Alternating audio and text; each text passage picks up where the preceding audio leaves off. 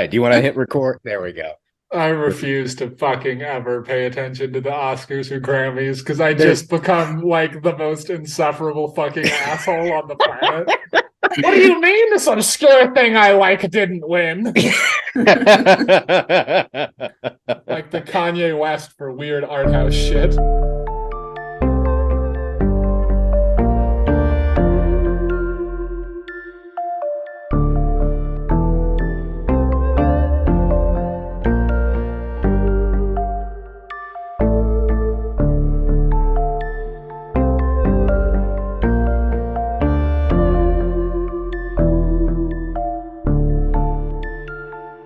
yeah.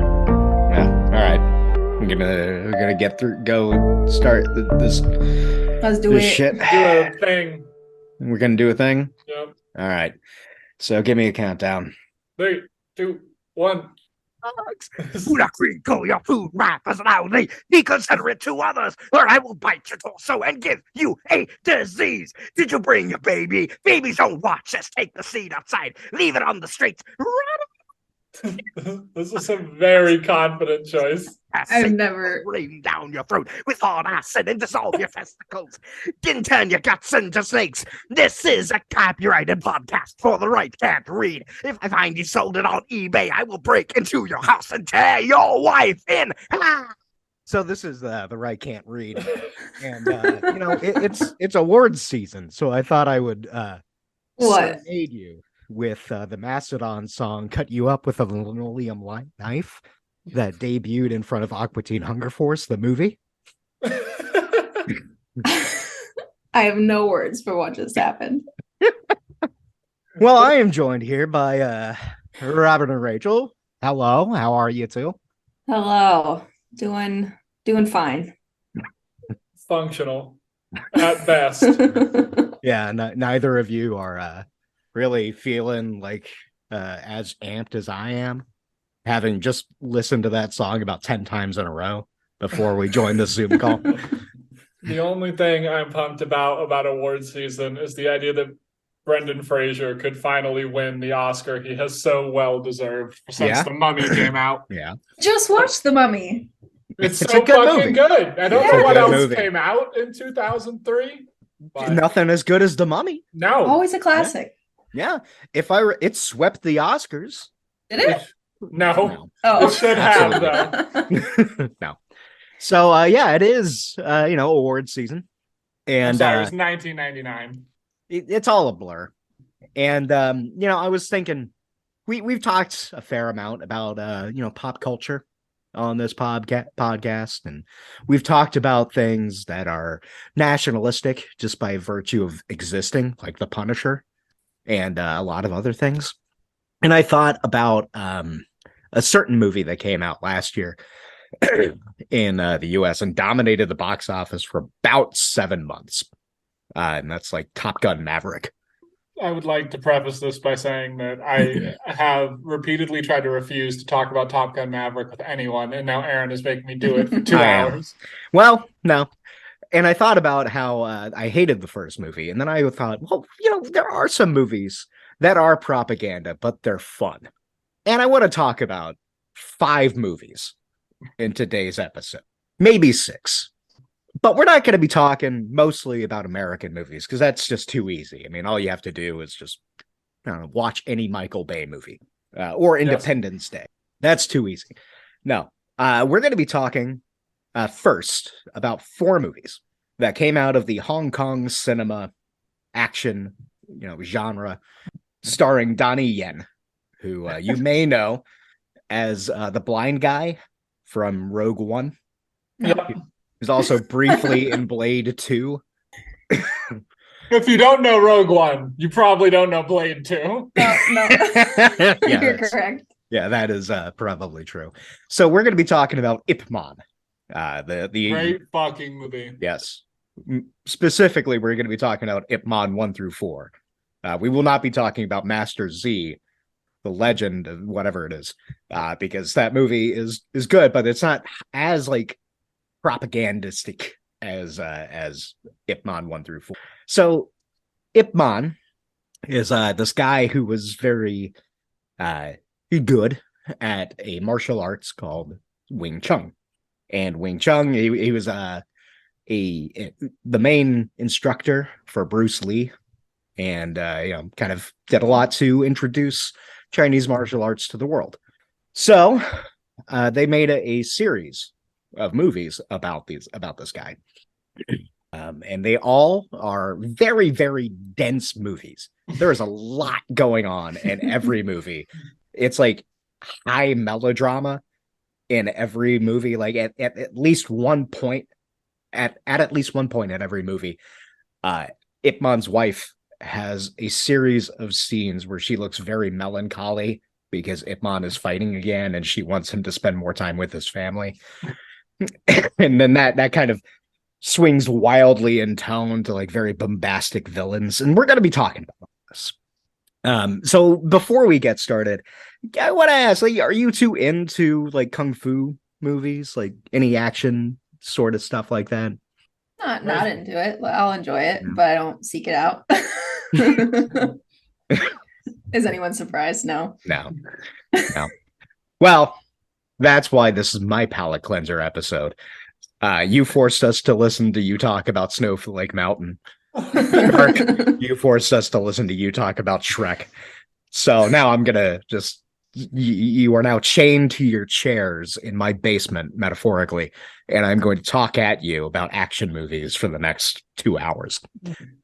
So the first movie in this series is Ip Man. Yeah, the first one. And it is basically Ip Man versus the Japanese. It is set in classic story. It's told through the ages. Blank versus the Japanese is really the one story of mainland Asia. Yeah, basically. Yeah. So he is a Wing Chun master who lives in Foshan. He and his family do very well for themselves. They've got this very large house out on the outskirts of town, set in this mountains. It's, very idyllic. Everyone likes this guy. Donnie Yen, if you've never seen him, he's pretty charismatic. He's an action guy who lived in the US for a long time and then moved back to China and started acting in martial arts and doing a lot of MMA type stuff. And then he got cast into this role. He's just a very, charismatic dude. It looks very nice, and he's got a good face for the camera. The camera likes this guy, okay? So he and his family live in Foshan, and the first chunk of the movie is basically the kung fu community in their city is just kind of like happy, and they're all testing each other. A group of thugs comes into town from somewhere else. It's never really specified, but they have like the general vibe of mountain men about them, and they have like this very brusque and like brutal form of martial arts versus everyone else is like more, it's almost like ballet. Fluid. Yeah, fluid. And their leader challenges Ip Man to a fight. Ip Man wins, and things kind of go back to normal in the community. And then the Japanese invade. So Ip Man and his family, they lose everything, and they're borderline homeless. They're living in a small, like, couple of rooms in this dilapidated building. And they're basically living off of, it's he and his wife at this point. They're basically just kind of eking out this living. So Ip Man, he goes to find, just this job, laboring job. So he goes to a coal yard, and the coal yard is owned by a guy who is a big fan of martial arts, and he keeps hiring former martial artists to give them some like living and money while everyone else is destitute and dying. So Ip Man, he has a job, he's making a living. He finds one of his former students working at the coal yard, and then the Japanese army rolls up one. Wait, who rolls up? The Japanese army. Okay. So there are a couple of vehicles that roll up. There's a guy from Foshan who's acting as their interpreter. He's kind of the traitor sellout guy, and he gets out of the vehicles with the Japanese colonel, and he says basically to everyone in the yard, he's like, "Look, the Japanese general, he really is interested in testing out karate versus kung fu. And so he's inviting all of you martial artists to come and fight. And if you take part in this, you get rice. Seems like a trap. Oh, just wait. So Ip Man, at this point, he doesn't want to fight. He just wants to live. He just wants to have as much of a living as he can. So he does not take part, but his student does. And so we cut to the gymnasium that the Japanese army has set up. And whereas in Foshan, everything is just kind of like a natural light setting, like everything is basically, there's no filters or anything. Inside this gymnasium, all of the color, it's desaturated. It looks like a Zack Snyder superhero movie. It's bleak. And there's just always a ring of very quiet, stoic Japanese soldiers in I think it's gi is like the little training uniform, just sitting around. No, not the butter. Right? Not the butter. Yeah, I mean they could be coating themselves with butter. We'll get into that later. So they are, the martial artists. They go up and they fight against the Japanese soldiers, and they get bags of rice. Well, Ip Man's student gets into one of these fights, and he goes up against a couple of guys and is getting the shit beat out of him, but he keeps getting up to fight because he doesn't want to give up. He doesn't want to bow down in front of the Japanese, right? So he keeps getting up to fight, and this pisses off the colonel of the Japanese. While the general seems to be okay with this, the colonel does not like it. So the Japanese general eventually says, yeah, this guy, give him a couple of bags of rice. He's earned it. Well, the Japanese colonel shoots the guy dead on the thing. And the general almost kills his colonel because he has betrayed the sanctity of the ring. And he says, this is a place for tournaments, not bloodshed. No guns. If you do that again, I'll kill you. So the colonel goes, yeah, whatever. So the Ip Man student, dead, doesn't show up again. Ip Man keeps looking for him in the coal yard, can't find him. Eventually... Sorry, you said dead doesn't show up. I would hope he doesn't show up again. Yeah, it's a zombie movie now. Okay. So after his student is executed, word goes around, Ip Man decides that he has to fight back. His wife doesn't want this, but he knows that he has to. He has to show that Chinese have dignity. So a series of fights happen. And then eventually the general, after one of these fights, as Ip Man goes up against 10 Japanese soldiers and beats the shit out of them. And the Japanese general goes, oh, I'm going to fight this guy in the center of town. Classic. Where the Chinese had their martial arts schools on Martial Arts Street.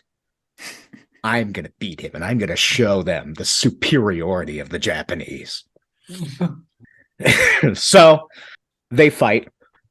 Ip Man beats the general nearly to death within like 30 seconds. And the colonel, the aide-de-camp, shoots him in the chest, which sparks a riot from all the Chinese who overrun the barricades, start fighting the Japanese. And Ip Man and his wife, they flee Foshan, and they make their way to Hong Kong, which is the end of the movie. But before the credits roll, we are treated to like kind of the epilogue. And in this epilogue, we are told that the Japanese started World War II in whenever they invaded China. And then the Chinese fought back, and then the war ended in 1945. That is what happened in World War II. So, nicely buttoned up. We are left to conclude, because this is a historical document, that the Chinese defeated the Japanese in 1940. Yes. Okay, so that's Ip Man 1. Okay. But the other person that was defeated around that same time was the political party that the actual Ip Man fought for. Please explain. Oh, Ip Man was a Shanghai Shek nationalist. I'm shocked. Yeah. Really hated communism, did it? The actual Ip Man. Yeah, that doesn't come into play in any of these movies. Unfortunately. No. Now, Ip Man 2, okay, is Ip Man versus the British. Oh, fuck yeah. Now a real villain. And this is when we really start to see, like, my favorite running thing in a lot of Chinese and a lot of, like, Indian cinema is they find white actors who cannot act and have the most wooden delivery that you have ever heard in your life. Like, if you remember back in high school and going to high school plays and a bunch of very nervous kids on stage delivering lines just not up for it, it's worse than that. But They're these giving people, aspiring actors their start, maybe. maybe, yeah, I guess, if you're an English guy and you're not making it in Can't make it in London, can't make it in Rexton LA. on Thames, Yeah. then yeah, you just go to Mumbai and try to get a gig as being the evil white man there. So this is where Ip Man 2 really starts, like the Ip Man series really starts bringing this up. Ip Man and his wife have established themselves in Hong Kong. And at this point, Ip Man is trying to gain recognition from resident kung fu masters. Like Hong Kong has their own kung fu schools, much the same that Foshan did. And he's trying to open up his own school and start making a living teaching, so he doesn't presumably have to work in a coal yard, and trying to attract students. This takes up a good chunk of the first part of the movie, of him trying to prove himself and the merits of Wing Chun to the kung fu masters in Hong Kong. In the course of all of this, his wife says that she is pregnant, and once again says that he should stop fighting. So Ip Man, around this time, he succeeds. He gets the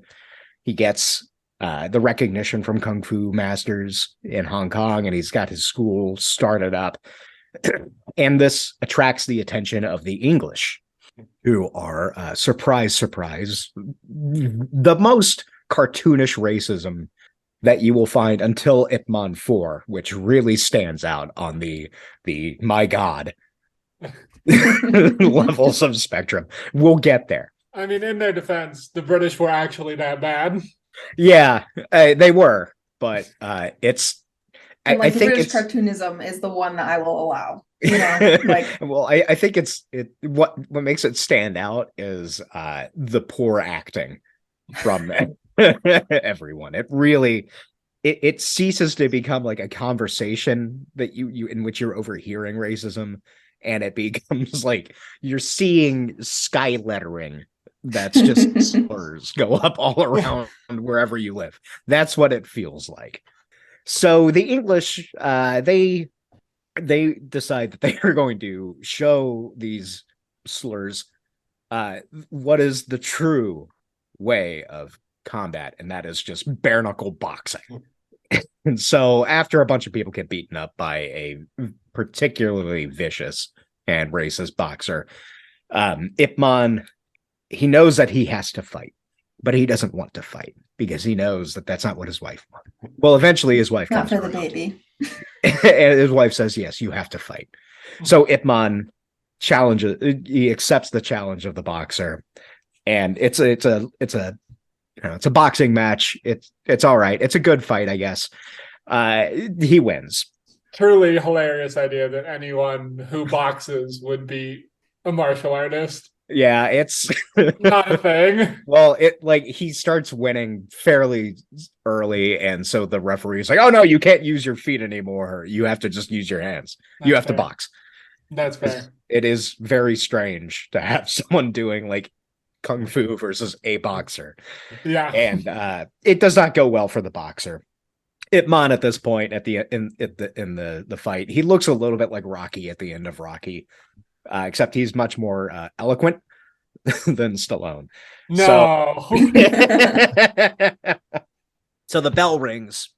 It keeps cutting out to like his friends out in the Hong Kong streets, and they're cheering because their guy just won. It's listened on the radio, and a newspaperman brings a microphone up to Ip Man, and he says, "What do you have to say?" And Ip Man delivers the spiel about unity and acceptance, and how martial arts shows that we are all united and we can all use our strengths to help each other out. And then you start seeing like a slow clap moment as people in the crowd rise to their feet and applauding, except for one English guy who goes, "No," and he shakes his head, throws his newspaper down, and just kind of like stomps out. So after this scene, Ip Man goes back home, and he finds that his wife has given birth to a son. We didn't need to see any details about this. It's just he was at the fight and he's got a kid, so they named the kid Ching. And that's kind of the end of the movie. Again, we get a title sequence about the rest of his life, about Bruce Lee and Wing Chun. And it's it's not bad. It's the weakest of the four movies. I said that the Brits are, cartoonishly racist, but they're not dastardly enough. Like at the end of the day, most of them stand and applaud for Ip Man and his spiel. So it kind of deflates the cartoonish racism that you really want out of these movies. You want to see the white devils. And things in the whole movie are just kind of meh. But Ip Man 3, which in my mind is subtitled Ip Man versus Corrupt Cops and Land Developers. Nice. At this point in time, at the end of Ip Man 2, I should also mention, in kind of like a Marvel Cinematic Universe post-credits scene, Ip Man is sitting in his office. He's smoking a cigarette. This has like the highest amount of cigarette smoking in a movie I think I've seen filmed after 1950. So he's sitting down and a little kid walks in and he goes, "You're going to teach me." And he starts like mimicking Bruce Lee's movements. So it's like, this is Bruce Lee. Nice. Yeah. And Ip Man says, "Oh, come back when you're older." And then movie ends. So Ip Man 3, Ip Man versus Corrupt Cops and Land Developers, also features, take a guess who's in this. I actually do not remember anything about Ip Man 3. Mike Tyson What? is in this movie. He is the corrupt land developer who has the corrupt cops in his pocket. Wait, so in a fighting Nice. action movie, they were like, "Mike Tyson, if you could sit behind this desk." Now, he fights, kind of. There is a scene where he and Ip Man fight, but again, it's boxing. Okay. But yeah, he doesn't do much. He just kind of hangs out in a warehouse for the entire movie until the fight. So at this point in our chronology, Ip Man and his family have reestablished themselves in Hong Kong. Ip Man's kung fu school is off the ground, very successful. He's got a bunch of loyal students. As I was talking about in our MMA episode, this is where I learned that martial arts students are very dedicated to their instructors, to the point where they will beat up other martial arts students if they impugn the integrity of their teacher. Sifu, I think, is the Sensei? term.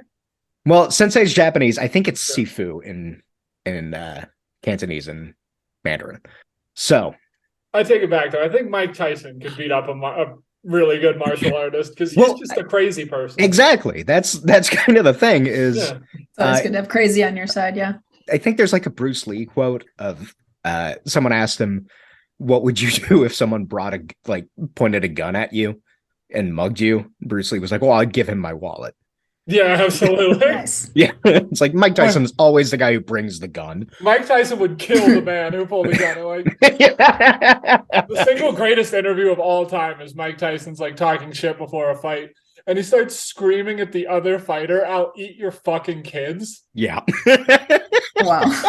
And it's the most bizarre thing I've ever seen. It's Yeah. incredible. He gave the best interviews of all time.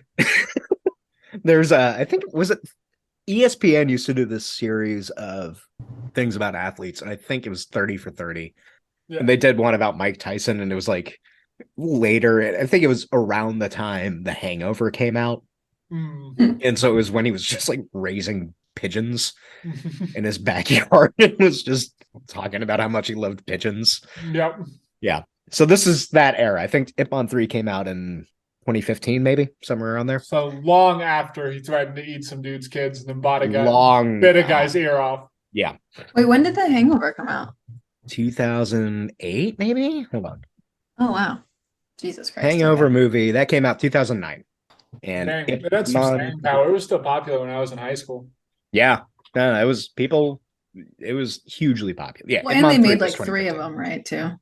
Yeah. They didn't get I- better. And the first No, one was not that good. No, I saw the second one and it did not.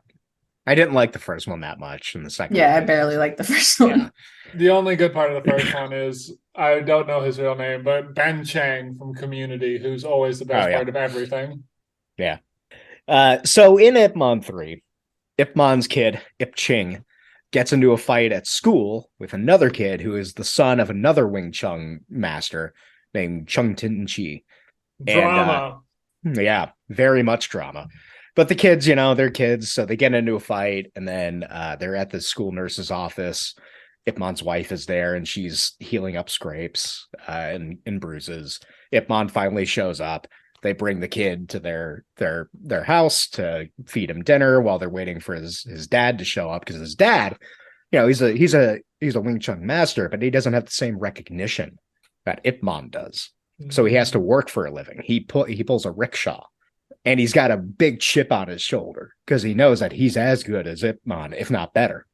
And this is a recurring theme through the movie. Whenever they are in the same room, Ip Man will be like, "Oh, hey, how you doing? It's really good to see you. I'm so how's your son?" And the other guy will be like, "We have to fight now. I must see your kung fu." Ip Man never does because he doesn't want to fight. So anyway, the guy shows up, takes his son home, and after he takes care of his son, puts him to sleep for that night, he goes to an underground fighting tournament in a warehouse. Okay. That is run by a lackey of Mike Tyson, who is the corrupt land developer. Now, the lackey, whose name I cannot remember and did not remember to write down, has good style, and whenever he's on screen, it's like a little 50s music rock sting, so it's kind of fun. So the Chung Tin Chi is making money on the side by getting into these tournaments and fighting for money. So, in the midst of all this, after that fight wraps up, Mike Tyson goes to his lackey and says, "I need that school." That's yeah, which is the school that both kids go to. And I don't know why he needs the land, but he's a corrupt land developer. So the lackey and his lackeys go to the school and try to attack the principal one day in order to coerce him into signing over the property. But they're not counting on one guy, Ip Man, who shows up and beats the shit out of all the lackeys, who then scatter off. And the principal's like, "Oh, I'm so glad that you're here, because they were trying to beat me up and force me to sign over the property to them." So Ip Man stations all of his students around the school, because the Hong Kong police department, who's, I guess, captain, I think, is only referred to as Fatso in this movie. And he's played by a guy who's been in Hong Kong martial arts movies since the 80s, since like Jackie Chan was still in Hong Kong cinema. And if you look up his IMDb profile, all of his characters' names are like variations on Fatso. He's a large man. And yeah, comes across as an affable dude. He's trying to do his best. He's trying to make sure that people are safe in the community, but his boss, the English guy, doesn't want to give resources to protect the school. Why would you? Do you know why? No. Because he's in cahoots with Mike Tyson. There it is. Yeah. Real estate developer Mike Tyson. Real estate developer Mike Tyson, who hangs out in a warehouse near the Western Union docks. So Ip Man stations his important students. Fact about Fat Poe. Fat Poe, is his name Fat Poe? All of the Fat subtitles Bo. called him B-O. Fatso. Oh, he's not That's that what fat. Google says. He's not that fat. No. He's like kind of heavy set, He's but a he's heavy not set dude. particularly fat. No. The bar for fat, I guess, in like 50s Hong Kong. 50s Hong Kong was a lot lower. Yeah, and he is the only man with visible heft to him in the movie. Everyone else is pretty like lithe. So Ip Man's students, they watch over the property. Many fights ensue over the course of several days. Ip Man's wife is pissed because he's never showing up at the house to eat dinner, and she starts getting sick, and she doesn't know what's going on because not even traditional Chinese medicine can help her. Not even, because you know what she has? Cancer. I don't know, Aaron. I've heard From- in Portland that you can cure it with enough essential oil. With enough frankincense, you can cure it. If only they had essential oils in Hong Kong. If only they had a upper middle class white woman with a 200-hour yoga certificate to cure his wife.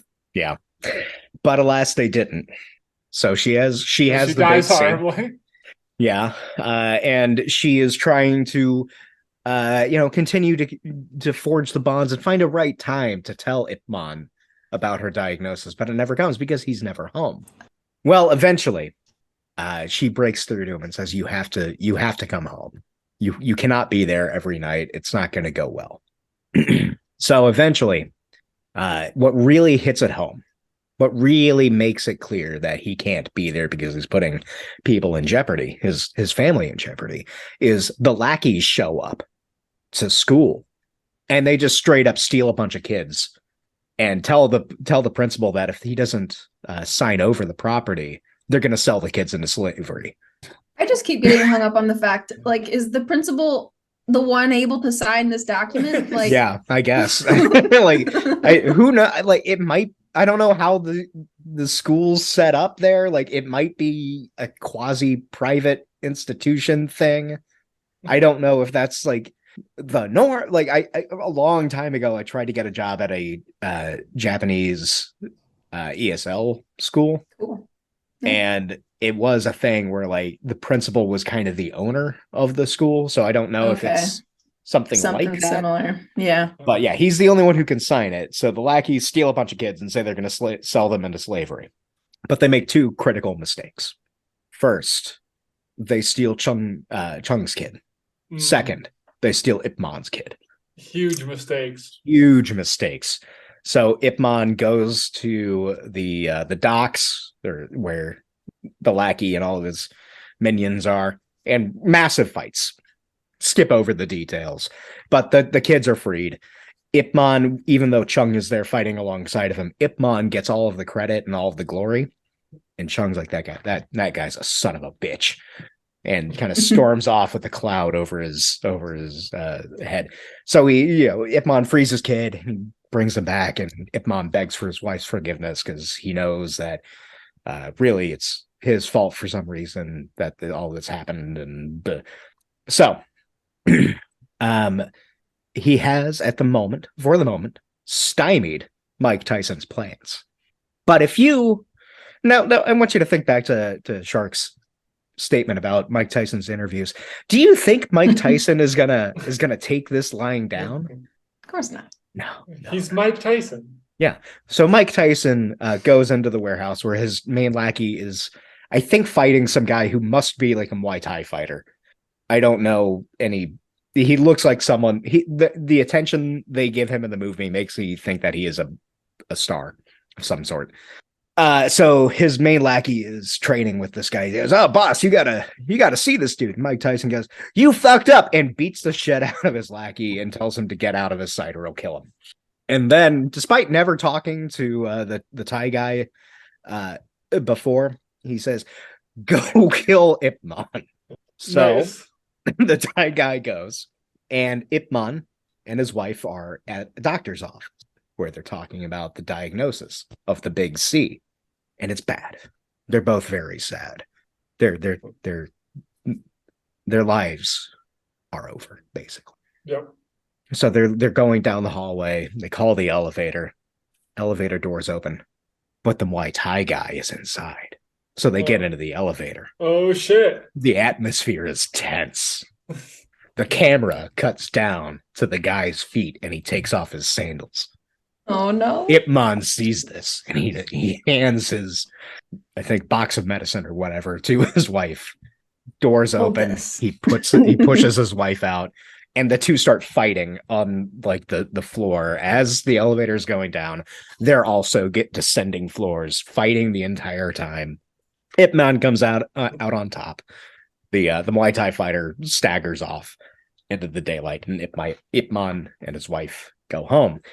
Somehow Ip Man figures out that it's Mike Tyson who's behind all of this. So Ip Man shows up to the warehouse. And I should also mention that every time like Mike Tyson's character is on screen, he's also got like a wife and daughter.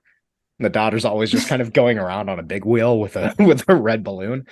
Necessary. Okay. Yeah, showing that he's human, I guess. I don't know. So he goes, if Mike Tyson challenges him to a fight for 3 minutes, and if he wins, he'll leave Ip Man alone. So they fight. There's a cool sequence where Mike Tyson is like, jabbing, and he's just breaking every pane of glass in a window as they're fighting. It's really fun. And eventually, the round ends. Mike Tyson goes, "All right, you can leave. I'll leave you alone." And then, like, he says that he'll buy his daughter a new balloon. That's the last we see about Mike Tyson. But the movie's not over, because we still have to resolve the fact that Chung is upset that Ip Man is getting all of the glory. So Chung opens up a rival school and starts shit-talking Ip Man and saying that his kung fu is worse than Chung's kung fu. And the fact that Ip Man hasn't defended himself means that it's true. Mm-hmm. But the reason Ip Man hasn't defended himself is because he's trying to make his wife happy. But his wife knows that he must defend his reputation. He must defend his kung fu. So she arranges a fight between Chung and Ip Man. And they fight. Ip Man wins. Then his wife dies, and that's basically the end of Ip Man 3. Wow. Except for another Marvel Cinematic Universe post-credit scene where, again, Ip Man's hanging out smoking a cigarette, and a dude comes in. And he goes, "You remember me?" Bruce. Yeah, it's Bruce Lee. There's a cool little thing about, "Oh, how fast are you?" And they're doing like a little thing. It's fun. All right, so that's Ip Man 3. You following me so far? Yeah. What do you think about this? This Sounds exciting. Yeah, it's very fun. It's like legitimately like it's some of the best like martial arts fighting out there. Like I think for a while it was like Jackie Chan was trying to sabotage Donnie Yen's career because he was like threatened by Donnie Yen. Yeah, exactly. There can be only one Hong Kong cinema guy who breaks out of the West. So that's Ip Man 3. We now come to Ip Man 4. Ip Man, the finale. Other subtitle, Ip Man in America. I was trying to think of like what other themes could they possibly do? Uh-huh. The fact they haven't talked about Shanghai Shek at all was absurd. But No, they're not going to. That's that's absurd. I'm very upset about it. If you did that, you would have to acknowledge that the star of your franchise apparently did not like the CCP at all. And there's a reason he stayed in Hong Kong, which was that Hong Kong was not in the Chinese Communist Party's jurisdiction. But you can't talk about that. So, Ip Man 4, Ip Man in America. We start off by finding out that Ip Man has cancer. Oh, Because shit. of all of the cigarettes. He's smoked nothing. He's just smoking like 7 packs a day and living in Hong Kong, which I'm sure at this point was very polluted. It's also equivalent to smoking 7 packs a day. Not quite as bad as Beijing, but yeah. It's fucking insane to me that people from that generation made it past like 46. Yeah, just fucking chain smoking on airplanes while cutting Lead lines everywhere. of asbestos on a mirror to snort. Like, what the fuck is going on with these people? Yeah. Oh, look at these paint chips that fell out of the wall. Yeah, I guess I'll fucking eat them. Yeah. Somebody quick put lead in the gasoline. Like, what the fuck is Yeah, I'm going just on? gonna have a light breakfast of 7 slices of bacon and 12 eggs Yeah. with nothing but Jello. That's just sugar for dinner. Oh, yeah. Oh. Insane. Yeah. So Ip Man 4, Ip Man's kid is he's graduated past being rambunctious into being a violent little shit. And we don't have a lot of characteristics, but what we get is that he loves Western comics. So like what? Like teenage? Yeah, Like- teenager. Okay. Late teens, so like 16 or 17. And you see that he's every time he is not at school and not talking to Ip Man, he is reading comics. So there's like a subtle comment that maybe he's been polluted by Western media.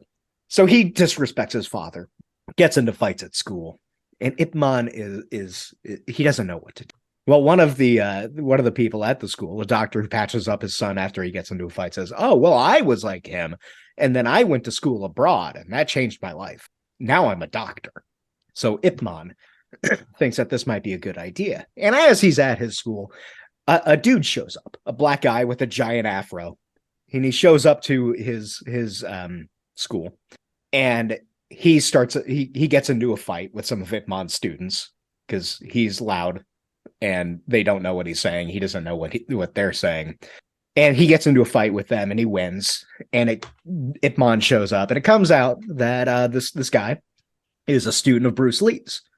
And he has been sent there by Bruce Lee to invite Ip Man to San Francisco to go to a karate tournament that Bruce Lee is putting on. And Ip Man realizes this might be the opportunity he needs to find a school for his son. So he goes. And we're in San Francisco. A character from one of the other movies is giving him a kind of a tour, and he introduces himself to the head of the Chinese Benevolent Association, who is sitting in this big room in Chinatown with a bunch of kung fu masters, none of whom are fans of Ip Man. And Ip Man is confused because all Chinese are brothers. It's right there on the entrance of the Chinese Benevolent Association. All Famed thing Chinese. anyone who lived in China in the 30s and 40s would say. Well, to be clear, this is in the 60s now, I think. Yeah. And it's not in so none of the kung fu masters in San Francisco like Ip Man because Bruce Lee has translated a book about Chinese martial arts to English and is teaching Westerners Chinese martial art. And they don't like that because it's for the Chinese. Ip Man, it comes out that like the whole Chinese Benevolent Association has been just shit on by everyone in San Francisco. So they've developed this like turtle mentality where everything for Chinese must only be for Chinese. Okay. And they don't like Bruce Lee because he's on good terms with white people. Okay. Now, Ip Man does not buy into their sensibilities. He thinks that it's good that Bruce Lee is teaching Westerners martial arts. So they don't like each other. The head of the CPA, the Chinese Benevolent Association, and Ip Man have this weird fight at the table where they're like pushing back and forth what's that thing you use to like Lazy Susan? Lazy Susan. They're pushing this Lazy Susan made of glass back and forth at each other until it shatters into a bunch of places. So anyway, Ip Man leaves without getting a letter of recommendation from the CBA to get his son into a school. And he is now he doesn't know what he's going to do because he can't find any help. So he goes to a school to beg the principal to allow his son to go there. And as he's there, a bunch of cheerleaders are instigating a fight with a Chinese girl who is also a cheerleader because they don't like her because she's Chinese. And the rival cheerleader, who's the daughter of a fucking cop, gets her boyfriend's little clique of jocks to just start trying to beat the shit out of this girl. Jesus. And so Ip Man shows up and beats the shit out of a bunch of teenagers. Nice. Yeah. In the classic Mr. Miyagi sense. Yeah, it is kind of Mr. Miyagi, except it's different because it's like you can hear bones shattering as he's attacking the teenagers. So it's much more violent. So Donnie Yen, Ip Man, brings the daughter back to her dad, the head of the CBA. They get into another fight because why not? And then Ip Man leaves without like pressing the matter. Now, meanwhile, one of Bruce Lee's students is a Chinese guy who is also a Marine, and he wants to bring Kung Fu into the Marines. But the Marines are really into karate. And we are treated here to some of the best insane Marine drill sergeant acting that you see outside of Full Metal Jacket. I'm going to give you some quotes of dialogue from this drill sergeant because like he puts the cartoonish racism of the English in Ip Man 2 to utter shame, because this is a guy who's actually able to act. And there's a guy named Scott Adkins, who is, I guess, a British martial arts guy who's been in a bunch of like C-list action movies. So here are some quotes, and yeah, I have after a black guy loses a fight and taps out, surrenders against the main racist Marine martial arts guy. The Marine goes over to the guy who taps out and says, "I have a reputation around here for being racist. That's wrong. I don't hate you because you're colored. I hate you because you're a cowardly color." Jesus fucking Christ. Later, he says to Hartman, the student of Bruce Lee, "Your Chinese kung fu is only good for folding laundry." Oh wow. Holy shit. He burns a Wing Chun wooden man, which is like this training thing. It looks like a tree with a bunch of spikes on it that like, Ip Man keeps using through the series to practice moves. So he's forcing Hartman and all the other Chinese Marines to go on like 60 laps around a track. And he's just sitting there watching the thing burn with this just extremely satisfied face on him. And then toward the end, he says, "I had the unfortunate task of demonstrating how an inferior race can and should be defeated." Jesus fuck. So I want you to just think about that. Like, this movie really goes hard into this premise that in the 60s in San Francisco, people would have put like white folks in the gold rush to shame with how much they hated the Chinese in the community. And that's the backdrop of this. So the drill sergeant is really into karate and seeing his main dude, Colin, beat the shit out of anyone who's not white. So, you know, the movie keeps going on, plot points happen. Ip Man doesn't want to fight. He winds up through a series of events, beating the shit out of the chief racist karate man, Colin, during the Autumn Moon Harvest Festival with it in Chinatown. Meanwhile, INS, because they are led by the racist cheerleader's dad, goes into Chinatown and tries to arrest every Chinese person they can put their eyes on. The drill sergeant shows up to fight the head of the Chinese Benevolent Association because his main guy, Colin, got beat up. And he just basically kidnaps this guy, brings him to the Marine Corps base, and is then going to just put him on a boat somewhere. So he beats the shit out of the guy. Ip Man shows up, and he and the drill sergeant fight. Ip Man wins. It's a very brutal fight. Again, like, bones break, legs bend in ways that they should not bend. And at the end of the movie, after some time passes, the head of the CBA offers Ip Man a letter of recommendation that will get his son into the school, and says, "Oh, Chinatown could really benefit for having you here." And Ip Man says, "No, I don't think this is a place that I should be." And he goes back to Hong Kong. I've just killed so many white people. I need to leave now. They're going to be very upset. Now, he says that, you know, he belongs in Hong Kong. That is where it is the proper place to be. And it is notable for a couple of reasons, because this movie came out in 2019, right before the Hong Kong protests, before... Shark, do you want to break down the reasons for the protests in Hong Kong in 2019 and 2020? Ooh, I don't feel like I will do that justice. Okay, so basically, it boiled down to the Chinese Communist Party was cracking down on independent journalism in Hong Kong, because Hong Kong always had a status of kind of like a self-governing autonomous region in China. And it was part of the reason the British handed it over on amicable terms was that Hong Kong would remain autonomous. So they had higher levels of self-expression than you got on the mainland. It was more economically separate from China, and, you know, all of that kind of stuff. So, like, almost immediately after we went to Hong Kong, Rachel, a journalist was arrested by the Chinese Communist Party, and people started protesting.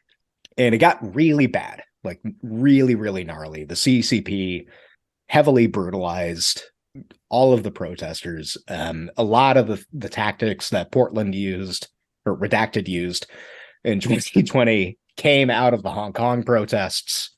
There was like a lot of international solidarity between virtually everyone and Hong Kong.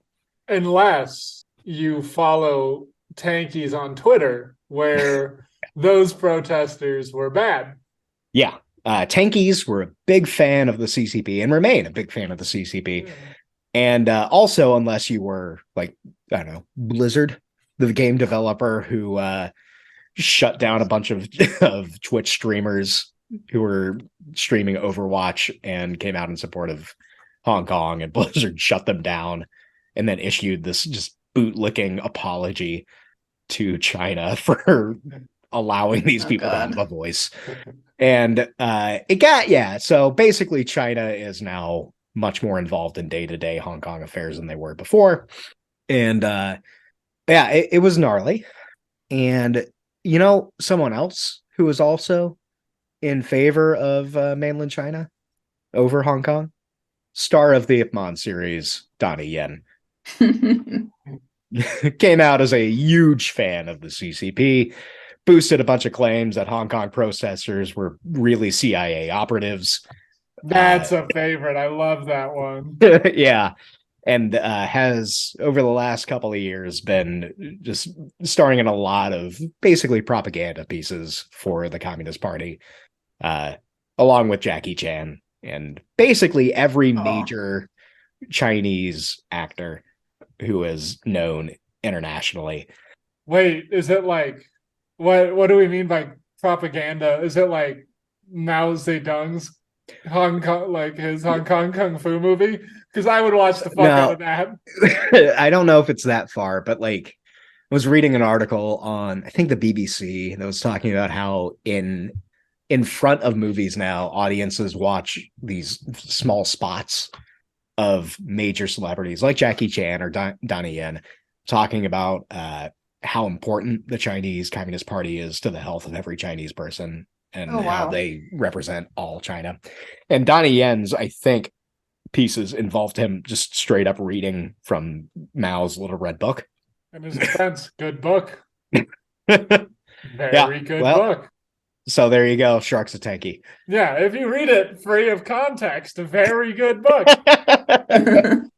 Much like these movies, if you watch them free of context, there's nothing problematic in them. But as you said, so Ip Man, Chiang Kai-shek fan, Donnie Yen, CCP fan.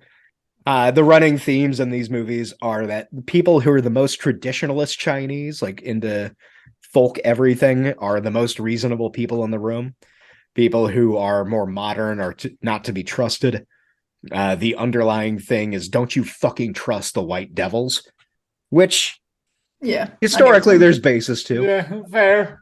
Yeah, but overall there's a lot of these elements of propaganda that seeps in about all China is one family and that kind of thing.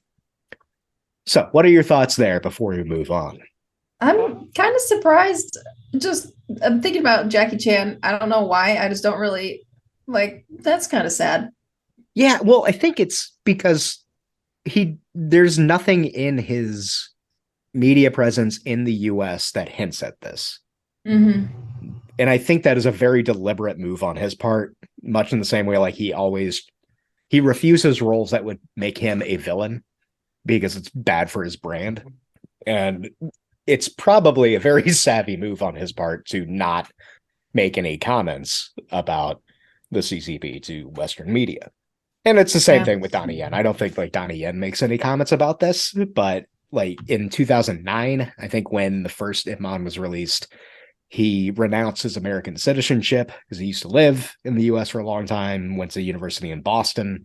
I think his mom and dad, maybe I think Chinese American. I'm not 100% on that, but a lot of actors have kind of the same through line.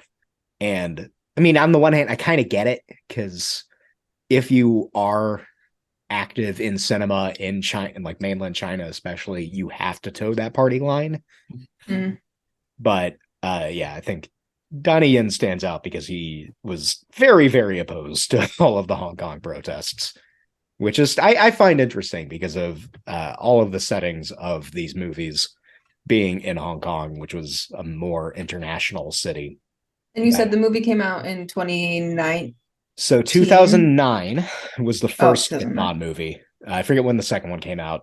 Ip Man 3 came out in 2015, and Ip Man 4 came out in 2019. Okay. Right before the Hong Kong protests. They're all fairly watchable. Yeah. Like, I think the first one is a lot of fun. I like the third one, but the fourth is just bonkers. I recommend that one if you really want to just feel that thing where you got to crawl out of your skin because of the uncomfortable racism. There. Yeah, which you don't get in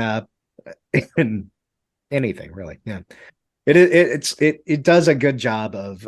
So during Vietnam, the North Vietnamese tailored a lot of radio broadcasts to black soldiers, trying to get them to defect or disobey orders and all that kind of stuff on the grounds of, America's a racist society. Why are you fighting How for did they them? target the black soldiers specifically? Do you know? Well, There- because there Or was- they just like put it out and it was like directed at. No, they targeted the black soldiers specifically because there was like a actual like it's not talked about much, but there was like a quasi black army revolution in Vietnam where black soldiers realized that America sucks shit and were like, hey, I don't want to die in Da Nang and I'm not gonna do so. It was common for like especially minority soldiers on the front lines to do things like whistle while they marched to let people know like, I'm not here to fight you. Don't shoot me. I'll not see you. We're good. yeah, Spike Lee came out with a movie a couple of years ago called The Five Bloods that was really good, and it had a lot to do with this. Like, the five main characters were black Vietnam veterans, and they talk about that a lot. But Ip Man 4 shares a lot of those talking points and a lot of elements of the movie. Like, whenever the drill sergeant is being especially racist, it cuts to like black Marines and Chinese Marines to kind of show the links between them. They're very effective movies in a lot of ways, and they're also just really good action movies. Ip Man 2 you can probably miss. It's not as entertaining as the other ones, but yeah. So I was wondering what made you choose these as like a good example. Well, of we're not propaganda. Oh, we're not done. No, those were the appetizers. Okay. The main core has yet to come. I mean, the reason I chose those as propaganda is I think they are super effective at, if you have no context, they're just very fun action. But if you have a little bit of context, you get like, and you think about what the movie is showing you, especially in like 4, where it keeps cutting to the signs of like all Chinese are one brother or one family and that kind of thing. And it's like the subtle messaging of the CCP's talking points matching with mass market media and advocating for this kind of turtle up mentality against the wider world. What? And then when 2019, when you think of Ip Man 4 coming out in 2019, right before the Hong Kong protests, and Ip Man like thinking, yeah, it's not worth going to America, I'm going to go back to China. And it's highlighting China instead of Hong Kong as an independent political entity. That's fair. So What must it be like to live in a country that uses movies as a form of propaganda? I can't imagine the kind of repression can't imagine. that they must be suffering under. Yeah. And we're going to talk about another country that uses these propaganda pieces really effectively. Is it the Soviets, the only other No, country that ever no. did propaganda? No, we're going to be talking about specifically the idea that every nation, in order to be built, needs a mythology.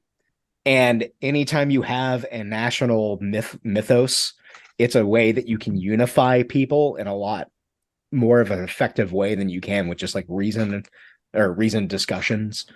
And that the mythos allows you to pave over a lot of messy parts of your country's history and demographics. And so I want to talk to you too about possibly one of the the top 5 movies ever made. I'm gonna be upset. RRR. Oh, okay. RRR fucking rules. It should be RRRR because it rules. It's the most fucking fun I have seen in a movie since Fury Road. Bollywood is so It's not Bollywood. It isn't actually. No, it's Tollywood. So the reason you have Bollywood coming out of Mumbai because it used to be Bombay, and then Tollywood is in the south of the country, out of like another language, Telugu, that is predominantly spoken in that part. So this is a Tollywood movie. Well, just like the pitch of we'll have movies that are action, comedy, drama, musicals is I'm sold. Yeah, this is action comedy, musical, rom-com, mythos building, buddy. The movie buffet. It's everything. Yeah. So this is it's a movie that has like 2 of the biggest stars in Indian cinematic history. The director of the movie is like the biggest director working right now. The reason it's called RRR is because all 3 guys' names start with R. Nice. Like that's the level of big deal this is. And it's set in the 20s, and it's kind of about Indian independence. And it talks about 2 guys who aren't named Mahatma Gandhi, which no one knows fucking exists. No one knows he exists. One more goddamn fucking liberal tell me about how peaceful the Indian Revolution is. I'm going to throw myself off a cliff. Please continue, Aaron. Okay. We're going to go into the real messy bits of this movie in detail, because I think that's real, like, that's where a lot of meat is, because a lot of Americans, myself included, like, I'm not going to say I'm an expert by any means, and I've only read like 5 articles about this shit, but like, we don't know jack shit about the government in it.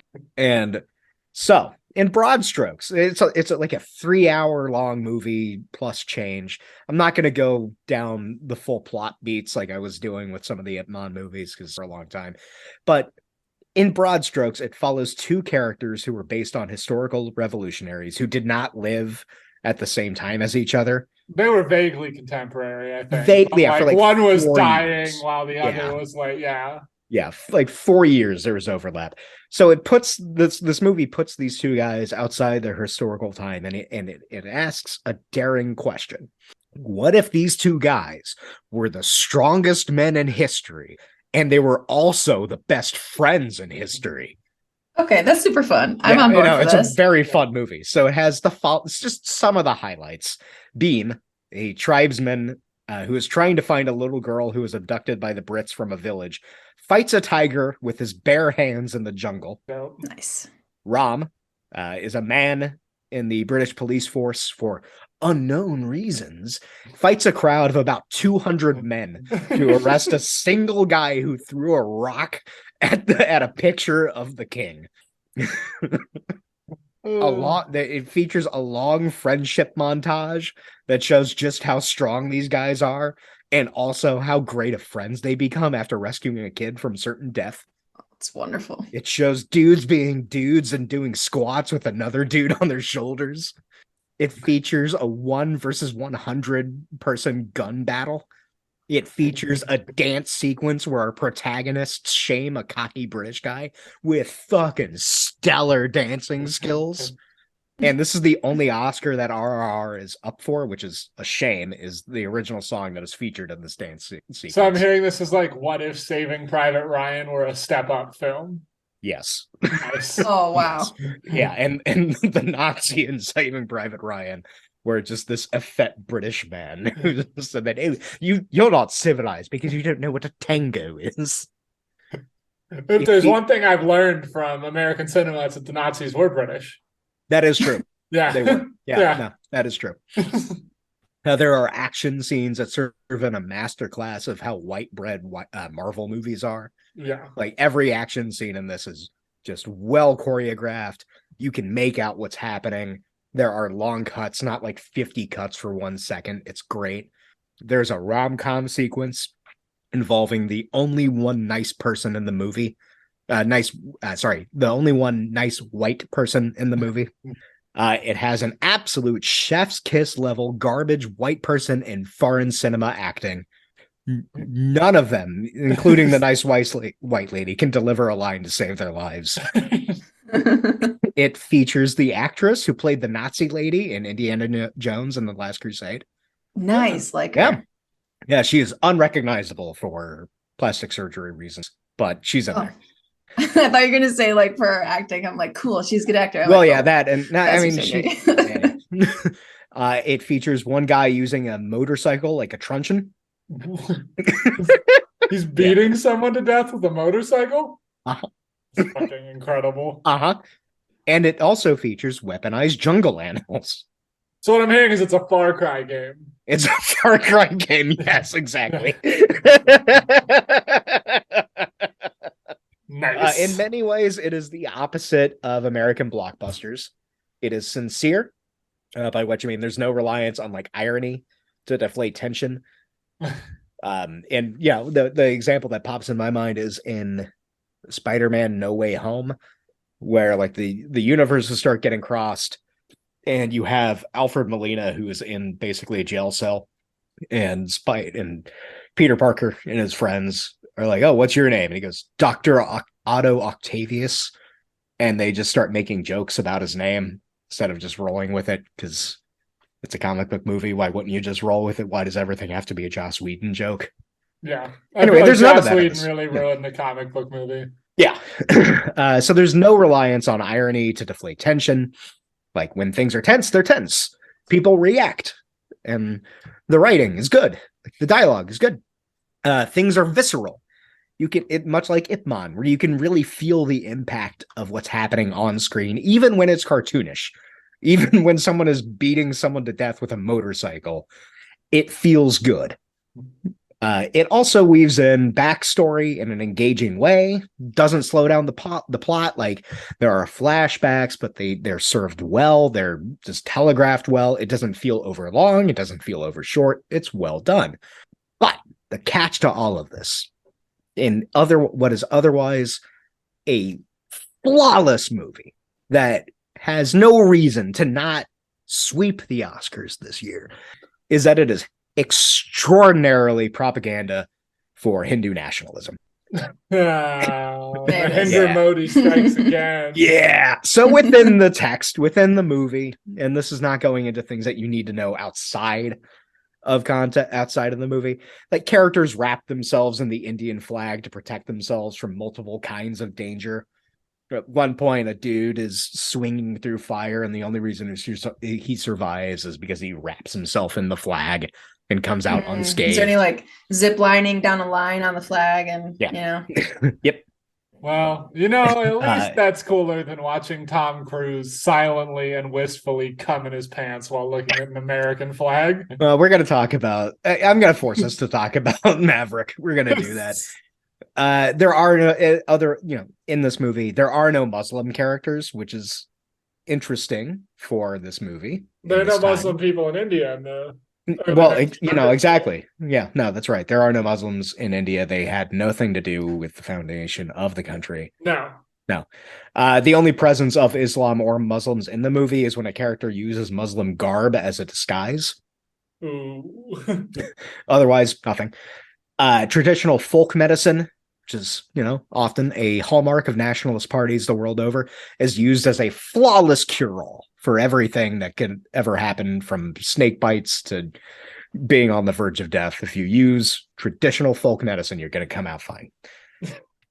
Tribal people are played as naive rubes who need more urban civilized people to show them how to live. The one nice white woman is only really brought into the fold and spotlighted once she's wearing a sari and doing Indian dances. The two heroes basically fill up their power meters and become avatars of Hindu gods. So outside the text, you can find a lot of writing about what makes this movie extraordinarily scary.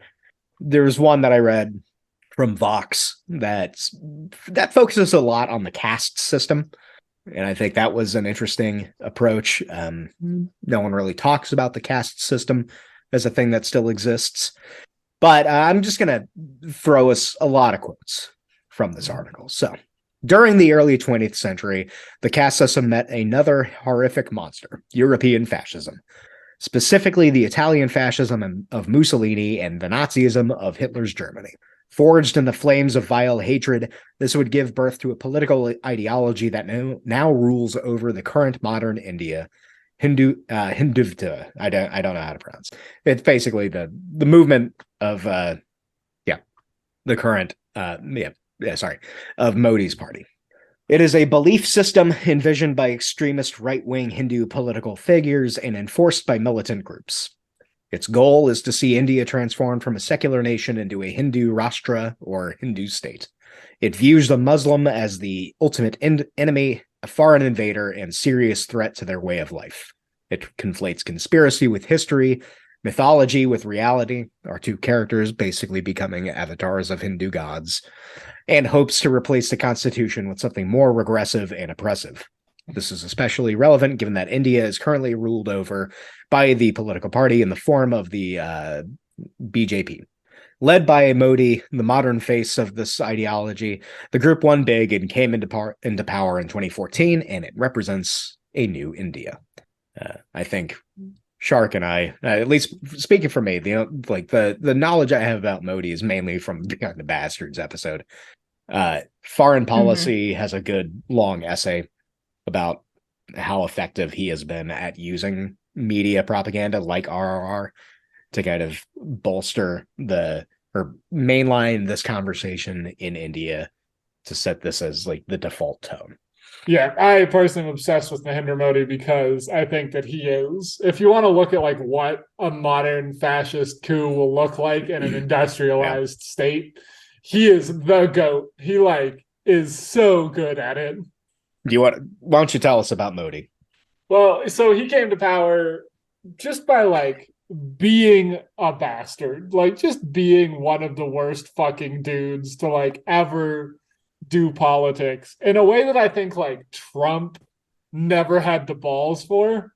I think that's what limit. I think that's why DeSantis I think is a good possible American analog that you find a place and you just make it the most fucking toxic cesspit in the history of the world that you possibly can. And use that to claw yourself to political relevance through controversy, and then harness the power of media and religious nationalism and all these other forces to propel yourself to an unsteady but easy to cement rule. And to do that, Narendra Modi just at every chance where he could make a smart, subtle move, did in a way that seems totally absent to American politicians. But no subtlety. We're waiting for someone to be as smart as Narendra Modi and be equally brutal and cunning. You only ever get one in America so far. Yeah. He sucks. So all of this is the article continuing. All of this brings us to the current moment in India. Since the ascent of Modi and the BJP, the country has descended into a nightmarish climate of fear and oppression, wherein religious minorities are under threat. Islamophobia is at an all-time high. Bigotry runs free. The rich grow richer. The poor grow poorer.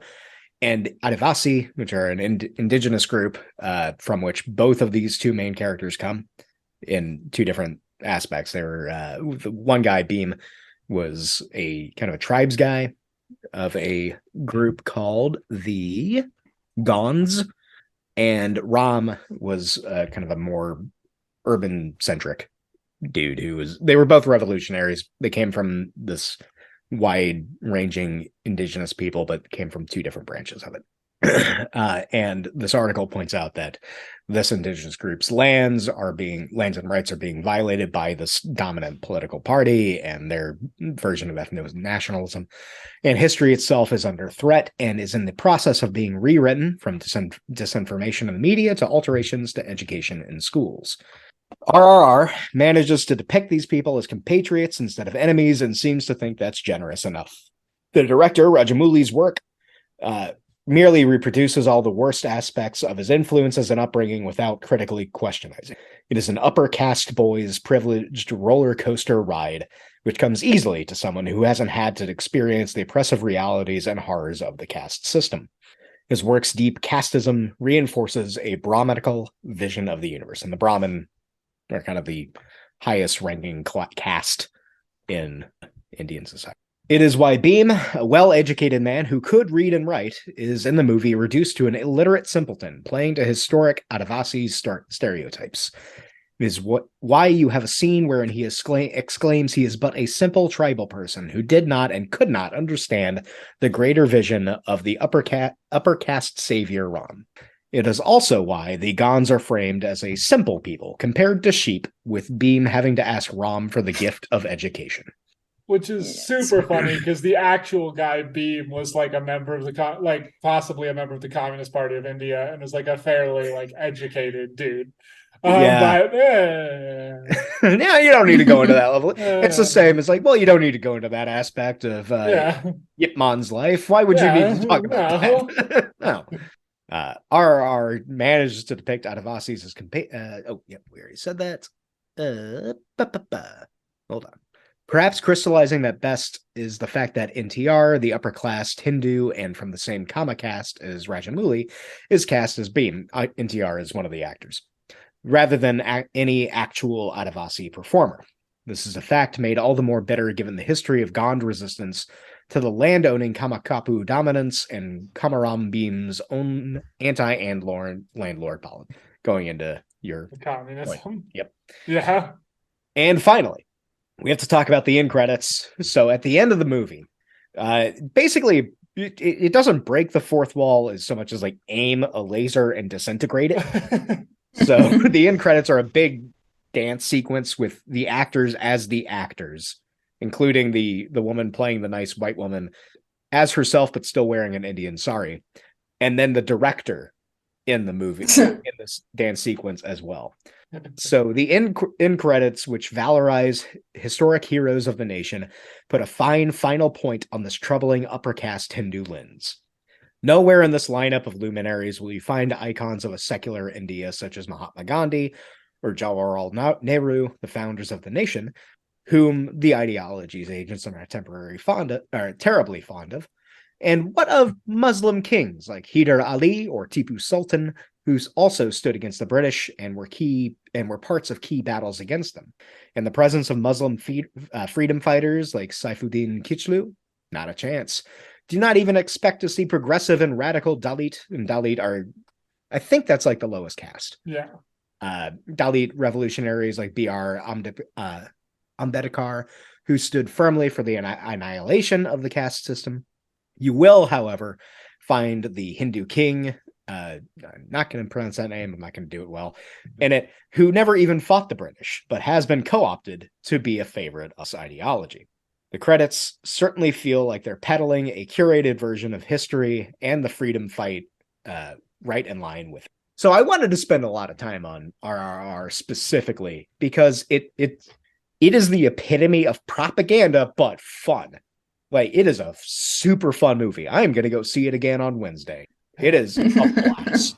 I love this movie, but it is both like extraordinarily painfully obvious that it is nationalistic propaganda. Characters wrapping themselves in the American flag to protect themselves from danger. Like, if you know a little bit about Hindu mythological aesthetics, it is clear that the characters become like avatars of gods in the last sequence. Like, they drop their guns. One dude wields a spear. The other dude wields like a bow and arrow that he just finds in the jungle next to a shrine to, I think, Vishnu, and straps like grenades to it. So he's firing arrows with grenades as the avatar of Vishnu, blowing up English people. Fucking awesome. It is very awesome, but it is also like real icky. And then like you look into like the outside the text things about what's happening in India, and it just gets even more icky, but it's also real fun. I don't know. What do?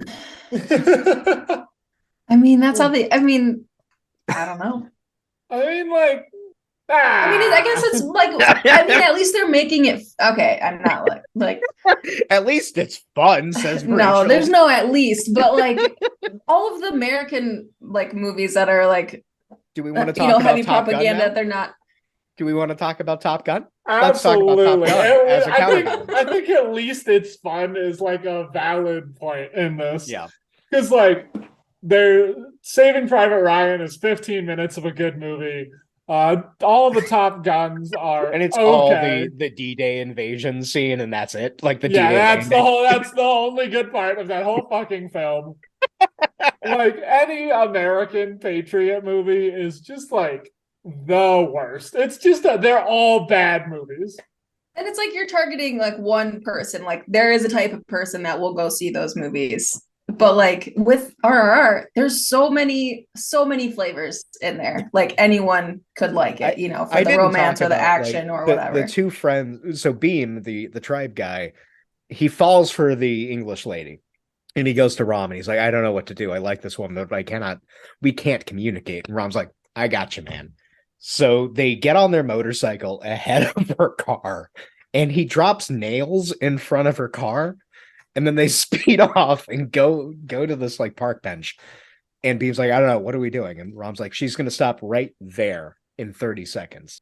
And he goes, how do you know that? He goes, oh, I dropped nails in front of her car. And that's the meet cute moment. Wow. That's That's not great. It's not great, but it's also very entertaining from like a bizarro world perspective. It's unexpected, I'll give it that. Yeah, exactly. Like you're fresh not going to take on see the that meet in a cute. Hugh Grant movie. No, of course not. Hugh Grant is not going to drop nails in front of a woman. There are no coffee shops in sight for a meet cute to take place. So we're going to drop nails. That's Yeah, but I it- think like the problem with like fucking Western propaganda movies is that they're just all like worse triumph of the will. And they're like Yeah. so constrained to reality that like you could watch RRR and get something else out of it other than like weird jingoistic propaganda. Yeah.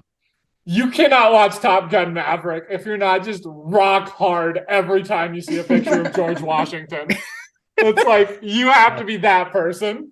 And I watched Top Gun Maverick for this episode. I was going to talk about Top Gun Maverick with the same level, but it's not fun. No, Like and it dominated the box office. It has 5 Oscar nominations, it's fucking nuts. including Best Picture, which I don't get. It's not fun. I will actionable threat the Academy of Motion Pictures Arts and Sciences. But have you seen it, Rachel? No, Have you seen the first one? no, Okay, well, I have no you are desire to pure. see those movies. I'm glad. You The first one is a homoerotic masterpiece that has an incredible soundtrack. Um, Well, this one has Maverick has the same soundtrack. I don't like that at all. I have never watched a movie like Wait, outside really? of Actually, the same. well, it's very close to the same. Like outside Jesus. of the new Star Wars movies, the new trilogy, I have not seen another movie that has like every 8 minutes stopped and said, like, turned to the audience, said, do you remember this part in the first one? It's like literally there are so many points in this movie where Maverick, Tom Cruise, like stops in front of framed photos that are just scenes from the first movie, and he looks wistfully at them. Like Miles God. Teller, who I think is the most punchable human being on the face of the planet, plays Goose's kid, and he is like the worst. I hate every character in this movie, but I hate his character the most. Like from moment one. He is weirdly shiny. It's like he put ghee on himself and is shining. It's so fucking weird. But it's not fun. No. Like none of the characters are good. Like RRR, the characters are good. Like you find yourself rooting for the characters. Like there is a recurring song in the movie that's just like the basic crux of the movie is like, what's going to happen when one of them betrays the other? What is going to happen? And you find yourself, what is going to happen? Oh God. You don't do that with Maverick. You hate these characters. Yeah. Unless you just fucking want to be a Navy fighter pilot. Yeah. And that's like the whole demographic, which is apparently every single fucking person in America. Apparently. It's astounding. Yeah, yeah, it's bonkers. I mean, so this is I stopped myself from messaging you about this earlier, Shark, because I wanted to save this realization for you in so that you could react on microphone. You know what else is nominated for Best Picture this year? What? Fucking Avatar 2, Oh my The god. Way of Water. Okay, we need to look into the Academy. What I don't understand. But it's like it's These balanced people. by like Everything Everywhere All at Once, which was a really good movie and emotionally touching and also like really, really creative. And also like The Banshees of Inisherin, which is also really good, but a very quiet movie. All Quiet on the Western Front came out Yeah. this year. If you need a movie about war, like that was fucking incredible. No, I didn't watch it because it feels like that's already been adapted through. The new one is good. Yeah, I didn't Yeah. even realize it was another version that came out, to be honest. I was like, oh, it's trending again. Cool. It's legitimately good. It is Yeah? watchable. But yeah, it just Fucking give it to Baz Luhrmann's Elvis for all I no, fucking don't no. care. Baz Yeah. Luhrmann should be stopped. He is an exhausting man. God, his little limited series about the birth of hip hop in Harlem in the 80s was so fucking insulting. Seems right. Ugh. But yeah, it just Top Gun is boring as shit. And it's all American propaganda is. And like this, my wife and I constantly talk to other humans, much to our screaming chagrin. And we always come away from those conversations like Americans think like North Koreans are victims of propaganda. Like, holy fuck, what are we doing here? have you seen Transformers? Yeah. And like everything I've ever consumed that's American media as an American is just propaganda. The new Batman movie that came out? Absolutely. Yeah, like at the Rachel, I'm assuming you haven't seen it. No. Right? Okay. No. At the end of it, like the Riddler's plan to flood Gotham mostly goes off. And at the end, like Batman is rescuing people from a Hurricane Katrina like situation. And it's just they position like National Guard and Army soldiers with basically halos behind them as they're dramatically pulling people out of the water. And Yeah, like rays of sunshine breaking through the clouds and shit. Yeah, I can see that. And they pick Gross. fucking actors who like you can see their like pecs and biceps through the fucking black vest somehow. Well, of course, because if you are a Marine or if you join the Army, you too can look like that. Yeah. Meanwhile, every fucking member of the National Guard I've ever met like does it on the weekends. Yeah. Did it for some scholarship money, you know, They're like fucking CPA 5 days a week, and they're just like cum gutters in the fucking movie. Like, what the fuck is going? Yeah, it's all just propaganda. But yeah, it's like there's no life No. in our propaganda, and it's like, well, but why? yeah, the art is missing. I think what I'm lobbying for here is every American movie about our past should be Abraham Lincoln Vampire Hunter. I guess that's our pitch. Yeah, I guess, but it has to be like Abraham Lincoln is hanging out with Thomas Jefferson, and they are bitten by a radioactive bald eagle to become the most American man. Yeah, and their Q is Benjamin Franklin. Yes. Yeah. And he's like inventing steampunk gear to help them fight the Mega British. I take back whatever we've said. There is a good piece of American propaganda. Yeah. Aaron just described it. It's the Will Smith movie Wild Wild West. You just described it verbatim, and that's a good movie. We nailed it with that one. Oh, fucking Wild Wild West. But yeah, it's like I don't know. I think the one that always stands out to me, and I thought about putting it in here, but it's like only really a couple of scenes in the movie, is Independence Day, despite the name Independence Day, with like the end rousing speech about we're gonna beat the aliens because today is our Independence Day. And then I got to thinking, well, that's just really what Randy Quaid thinks is reality. Yeah. He's- Yeah. He's not acting. yeah, he's screaming into a microphone, recording. No script. Yeah. So I don't know. What do you two think? Do you have any other examples of propaganda but fun? I mean, fucking, it's not fun, but like any of the Soviet films where like there was some great fucking movies that came out under the Soviets that are all pretty watchable. Yeah, that I can't are imagine a Yeah. Soviet film being propaganda. fun. No, none of them Yeah. are. Yeah. I don't know. Stalker is fun, right? Just with a 10-minute long meditation about God and humanity and death. Yeah, you gotta like Soviet novels. Yeah. I like Soviet films, but there's some great ones. Like there's Battleship Potemkin, which is like it's a really fun thing to watch. Yeah, but they're all sad, but definitely propaganda. I feel like there's just a shitload of British movies that fall into this category, but they're all like a lot of them are about World War II. Lawrence of Arabia, propaganda, but Yeah. fun. Yeah, that's a good one. Yeah, just the worst form of propaganda humanly possible, but fun. White savior who Yeah. protects the innocent, naive Arabian nomads. Who teaches the Arabs how to live in the desert? Yeah. What is going on? And this is why I love Dune so much, is because it takes that and it like ostensibly shows you a white savior complex, but he's destroying the society that he's presented as saving, and he's willfully doing it. And the only reason you know it is because you have his monologues that you're reading. Yeah. Which I think the movie did not really do a good job of portraying, but maybe we'll get that in the second part.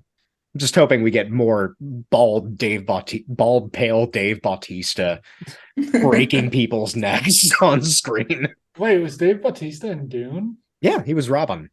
Oh shit, he was, wasn't he? Yeah. He's When, in. do you know? Sorry, go on. I was just gonna say he's in the new M. Night Shyamalan movie. Oh yeah. I was gonna ask, when is the second Dune? Is there an expected release date or I something? think at the end of this year. Oh, nice. Okay. And I think this gets back to the central thesis of our podcast in a way, which is like the right wing can't make good art. And although RRR gives you a good example of the right way making good art. That's fair, I guess. But when like it's not talked about enough, Hitler didn't love like Triumph of the Will or a lot of the German cinema. That dude loved Hollywood movies, as all dictators love Hollywood movies. Because Hollywood movies are like the hacky propaganda that dictators who wanted to be artists would make about themselves. Well, the director, Fritz Lang, was a famous director from Weimar, Germany. He did like Metropolis, M, a bunch of other movies, and emigrated from Nazi Germany to America because he was an anti-fascist, and I think he was Jewish, or at least sympathetic to Jewish people. But before he immigrated, Goebbels offered him a job as the leader of kind of like the Reich's art movement because Fritz Lang loved Metropolis. And they just kept turning to people who hate them for their art because they can't make their own. Yeah. Like, if you can find a single piece of Third Reich, movies or cinema or art or music, it's gonna be garbage. Yeah. And like maybe if you fucking start making a movie where, I don't know, Richard Spencer turns into the avatar of Thor to beat the shit out of a collection of the woke mob of Antifa, maybe I'll fucking watch it. I don't know. At this point, I just need to escape for a few hours. If every movie's fucking Dirty Harry, like, we get it. This is why in my coming communist revolution, there will be one government bureau, and it's the Government Bureau of Originality, where if you want to write another rom-com or another police procedural or another book about a small town guy moving to a big city, or a big city guy moving to a small town, you have to petition this agency and be like, is this original enough? And there's only one stamp. There's one man with one stamp at one desk, and he just goes, no. Every single... That's the whole government in my revolution. Because we've seen that. It's propaganda. So many times. We've told all those stories. There is no, you cannot combine words in a new way to tell that form of propaganda. I would like it to be over. Rachel, how about you? Do you have anything that's propaganda but fun? I mean, no, I've been thinking about I've been watching some TV shows recently about there's one about this guy that he's a fresh lawyer out of school, and he gets hired by the CIA, and it's fun. It's okay, it's not a fresh take. It's just another, CIA trying to make it look cool, you know what I mean? I don't so I was just okay, this is not, it's fun, but it's nothing new. And I'm so over watching things and immediately becoming aware that this is just police propaganda or government propaganda. You know what I mean? Welcome to the curse. But why can't we approach things from a backwards perspective? So make a whole fun, super fun original movie and then sprinkle in the propaganda. The right could do that. Yes. If they're having trouble. That would be fun. That's fair. Yeah. We're now workshopping screenplays from the right wing. Dear God, make something new. Yeah.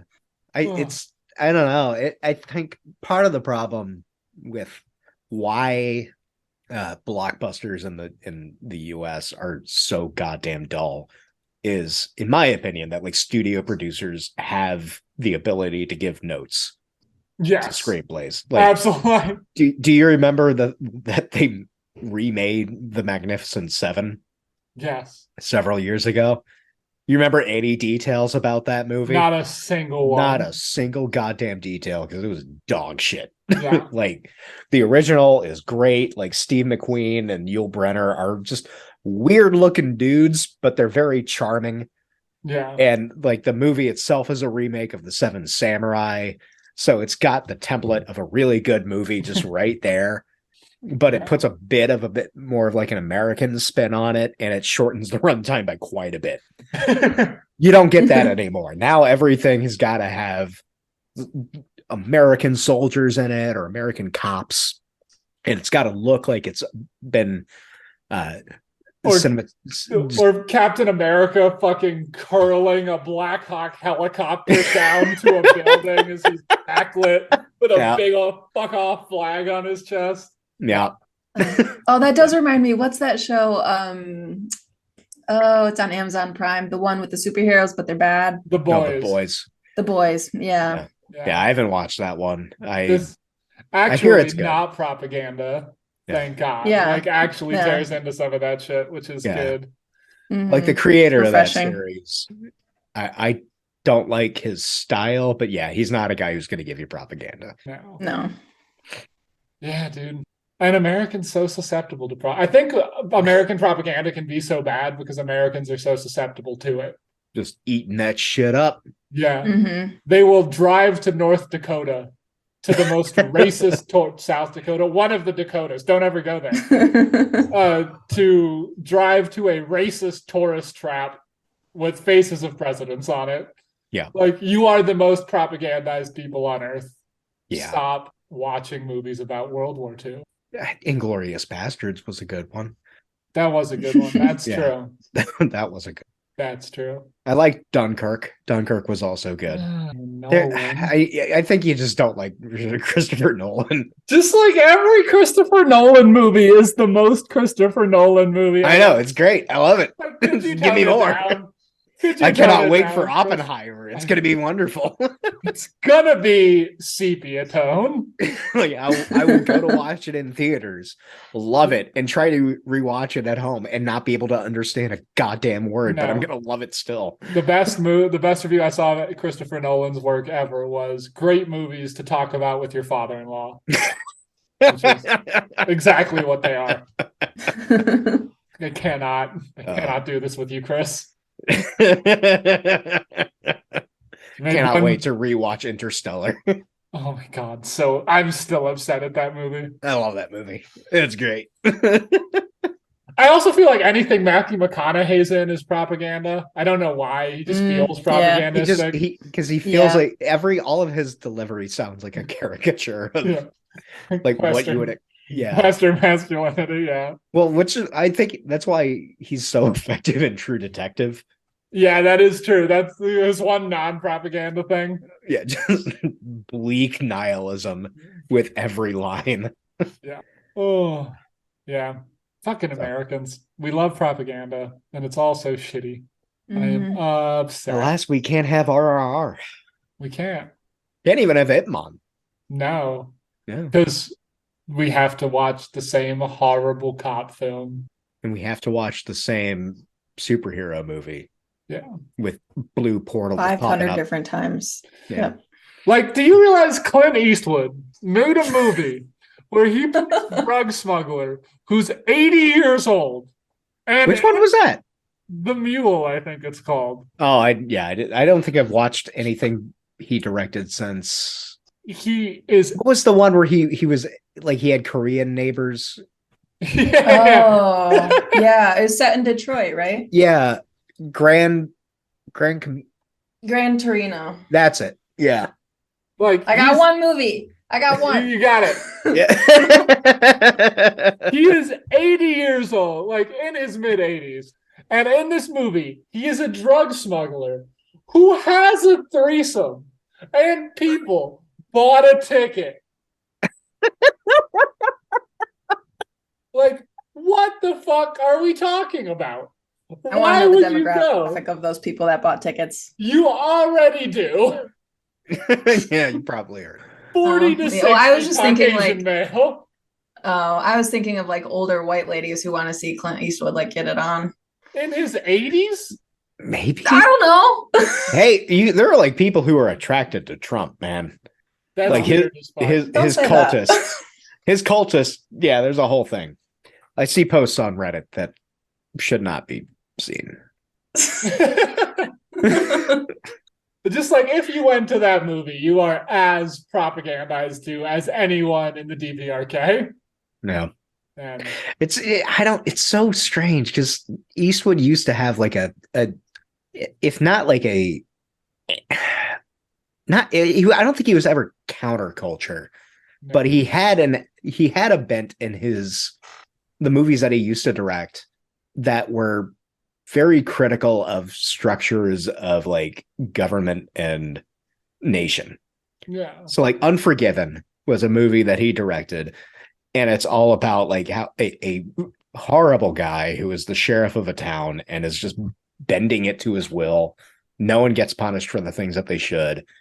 And yeah, that strain of his just disappeared after a while, and I don't know why. Because libertarianism stopped being like a functional thing. Yeah, maybe. As much as it ever was. Maybe. Yeah, I don't know. All right. Yeah, well, you've triggered me. This is a rant I make at least once a week. Excellent. Well, do we have final thoughts? We've been at this for almost 2 hours now. No, I'm gonna go watch RRR. I'm excited. You really should. If you want to go on Wednesday, let me know. There might still be tickets. All right. Yeah. It's a very fun movie. It's got the song that I don't think it was submitted for Best Picture, but it's up for Best Original Song. And it's not like, Indian cinema has the reputation of being these overlong extended musicals, but there's only like one musical scene in this movie. Oh, perfect. And it's fucking fantastic. You know And- what? I think this is sorry to cut you off, but this is the first episode where there's been no face rubbing. That's why it's a palate cleanser. True. It's lovely. Yeah. Yeah. That's And true. yeah, I'm just looking in my video window and I can see Barry staring at the back of my head. So that means Yeah. it's time for his food. He's got I'm the ready. weird Japanese horror movie doll's eyes thing going on here. Black-eyed kid size. Yeah. You know, he was hanging out at a friend of mine's place, or we were at a friend of mine's place, and she's got this cat. Without you. Yeah. Barry was just knocking some back with one of my friends. And she's got this cat, and Barry was super excited. He was literally shaking with excitement. And like anytime the cat walked out of his field of vision, he started whining. He just wanted to look at it. Yeah, he just wanted to hang out with the cat. And the cat was not a fan because he was coming on too strong. Well, do we have final thoughts? Yeah, you know, if Avatar: The Way of Water or Top Gun: Maverick win Best Picture, look for my manifesto. You'll find it on the news. In your mailbox. Yeah, you'll read it on CNN.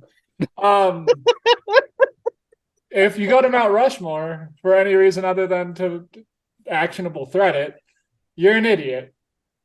Before we Those go, are my thoughts. I want to list the awards Top Gun is going up for. Okay.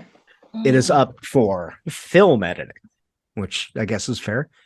It is it also- though? It's like, hey, we'll smash cut this scene with Yeah, a fucking jet engine. I could do that. Yeah, that's true. It's up for Best Picture, which is not Correct. no.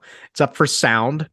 Whatever, sure. Yeah. Sound cool. It's fine. the Batman is also up for sound, which I don't get. Like that one, I don't know why. Visual effects also in that category. You have Avatar: The Way of Water, and that one's going to win. Yeah, I could also win the visual effects if the Navy gave me $400 million. Exactly. It's also up against Black Panther, Wakanda Forever. Did not see. Yeah, I didn't see that one. The Batman, which everything was just mud and grit. I don't know why that means visual effects. Because Christopher Nolan did this to us, Aaron. And writing, adapted Writing? screenplay, which is the dumbest thing in the world. Anything, it's got 3 listed screenwriters. That should be disallowed. Screenwriting category is for like a weirdo and maybe one other person. Also up in that category is Glass Onion, a Knives Out mystery. Which should win. Yeah, that should win. That was really good. Yeah, all right, so that's it. Yeah. Knives Out was good. Watch Knives Out. Knives Out was really good. That was That not propaganda. Yeah. It was good shit. It also had woke King Dave Bautista, who is quickly becoming America's darling somehow. Because he's the He just keeps it real. He's the anti The Rock. Yeah. Yeah. In the sense that he has a personality. Exactly. Yeah. And he's willing to play a villain and do things that like But he's not willing to take a singing role. No. Good. I love it. mean, I can't imagine that. That seems like that would be a bad choice. Yeah.